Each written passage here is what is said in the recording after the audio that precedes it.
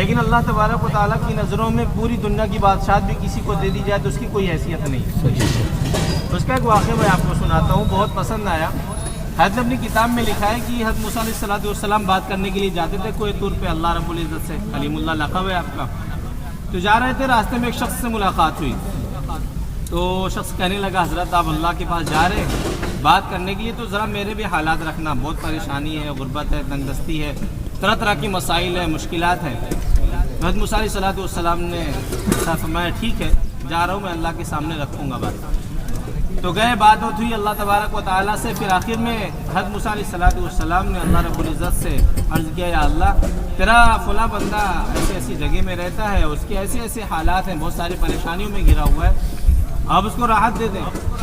تو اللہ تبارک و تعالیٰ نے حضرت موسیٰ علیہ السلام سے پوچھا اے موسیٰ اس کو زیادہ دوں کہ کم دوں؟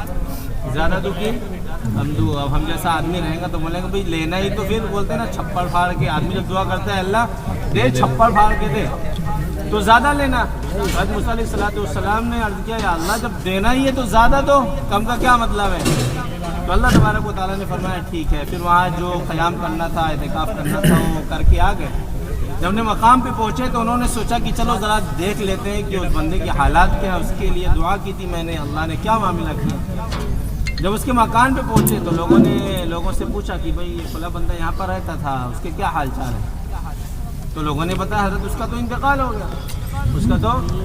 ہو گیا چند دنوں پہلے۔ حضرت موسیٰ علیہ السلام کہنے لگے یا اللہ میں نے تو تجھ سے دعا کی تھی کہ اللہ اس کو راحت دے، خوب ساری نعمتیں دے، دولت دے، اللہ تو نے اس کو اپنے پاس بلا لیا، آخر اس کا ریزن سمجھ میں نہیں آیا۔ تو اللہ تبارک و تعالیٰ نے ارشاد فرمایا اے موسیٰ اگر میں دنیا کی ساری سلطنت، ساری طاقت و قوت بھی کسی کو دے دوں تو میری نظروں میں اس کی کوئی حیثیت نہیں ہے۔ زیادتی کا اطلاق تو صرف جنت میں ہی ہو سکتا ہے کہ زیادہ نعمتیں کام دے گی جنت میں، اس لیے میں نے اس کو اپنے پاس بلایا، اس کو جنت کی نعمتیں دے دی ہیں۔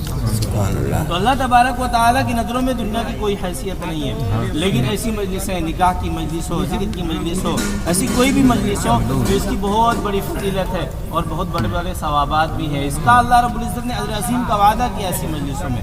اللہ کے رسول صلی اللہ علیہ وسلم نے فرمایا کہ جو مجلس، کوئی بھی مجلس لگائی جائے اگر اس میں حمد و ثنا اور میرے اوپر درود نہ ہو تو مجلس بالکل مردود ہے۔ ایسی کوئی مجلس ہماری آج کے بعد ایسی نہیں ہونی چاہیے۔